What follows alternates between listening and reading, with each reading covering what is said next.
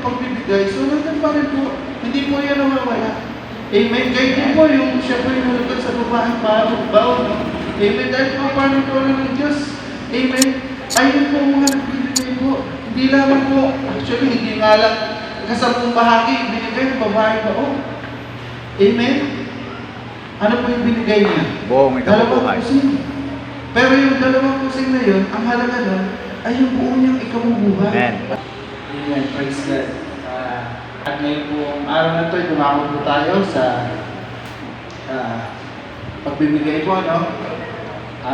Sa mga sa benefits po ng mga bago po, no? Ang church po na ito ay lubos po na naniniwala na ang pagbibigay po ay mabuting bagay. Amen. Amen. Ang pagbibigay po ay isang magandang loob po sa buhay po natin, no?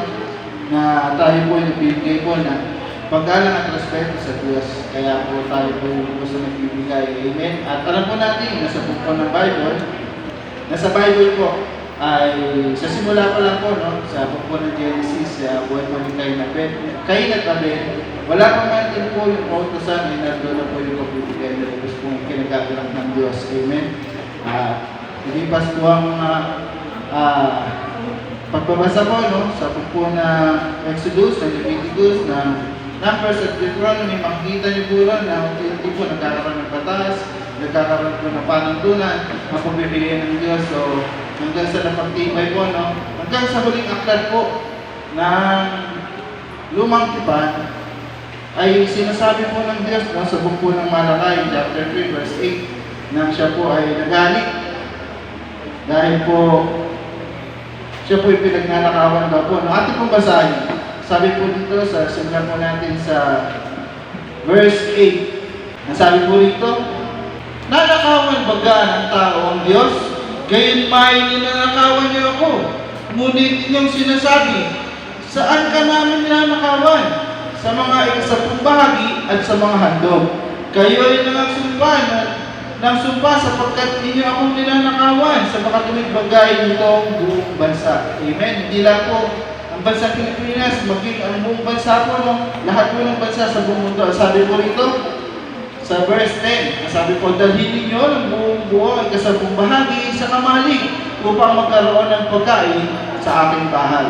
Subukan ninyo ako ngayon sa bagay na ito, sabi ng Panginoon ng mga hukbo. Kung hindi ko ang bubuksan sa inyo, ang mga dungawan sa langit at ihulog ko sa inyo ang isang pagpapala na walang sapat na silid na kalalagyan. Amen. Salamat po sa pagkabasa ng salita ng Diyos. Amen. Amen. Doon po, makikita po natin na talaga po, dinidiin ng Panginoon na magkaroon po tayo ng pagbibigay. Ang sabi po nila, sa book po na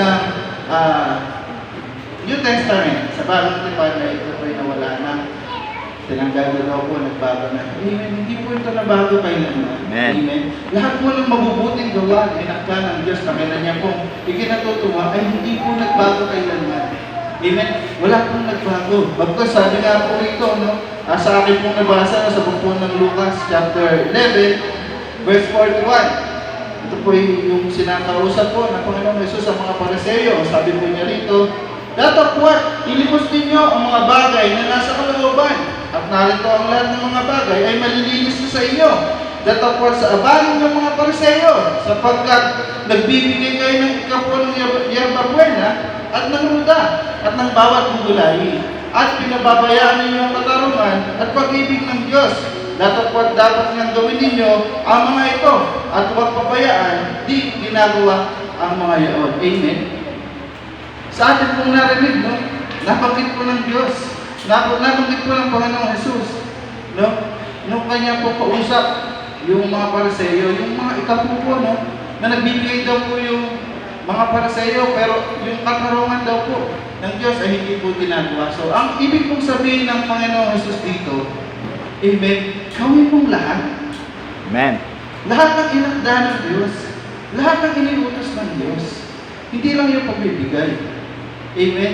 Yung katarungan ng Diyos, bilang lingkod niya, gampanan mo. Gampanan po natin. Yun po ang sinasabi niya rito. Amen. So, nabanggit po doon yung pagbibigay. So, nandun pa rin po. Hindi po yan nawawala. Amen. Kaya din po yung siya po yung nalagad sa babaeng baon. No? Amen. Dahil po paano po ng Diyos. Amen. Ayun po mga nagbibigay po. Hindi lamang po, actually, hindi nga lang kasampung bahagi, binigay ng babae ba? Oh, amen? Ano po yung binigay niya? Buong ikabubuhay. 2 kusing. Pero yung 2 kusing na yun, ang halaga nun, ay yung buo niyang ikabubuhay. Amen. At lumot ang Diyos sapagkat alam po natin, no, na ang nakita ng Panginoon Jesus doon na nagtitiwala, yung babae ba sa Panginoon, na kaya ibalik ng Panginoon, kagaya ng pangako niya kanina sa Malakay 10:10, nabubuksan ko ang dumawan ng langit at ibubuo sa iyo ang masaganang pagpapala. Mga kapatid ko, subukin ninyo ang Diyos sa bagay niya. Subukin niyo ang Diyos sa bagay niya. Ibigay niyo ang para sa Diyos. Amen. At alam ko po na ang Diyos ay tapat at totoo, na magbabalik po sa inyo yan, walang sukat kalagyan. Ang Diyos po ang magbabalik niyan sa ating lahat. Amen. Sabi ko sa katabi mo, ang pagbibigay ay mabuting bagay. Amen. Ang pagbibigay ay mabuting bagay. Ito po mga kapatid ko, kaya po inayayahan po ang bawat isa, no, na atin po nagyan ang mga bagay po na nariyan sa ating harapan sapagkat hindi lamang po yan tayo basta magbibigay eh. Amen. Pag nagbigay po tayo, amen, for the benefits din po yan ng bahay pa ng bahay ito. Gagamitin po, saan po? Sa salo-salo. Pag naglagay ka po dyan, atin po yan magagamit sa itong araw po, no, na unang linggo ng buwan. Amen. Na tayo po magkakaroon ng salo-salo. Amen. Yan po. Diyan po natin kukunin yan. Tayo rin po makikinabang yan. Amen. Amen. Diyan po sa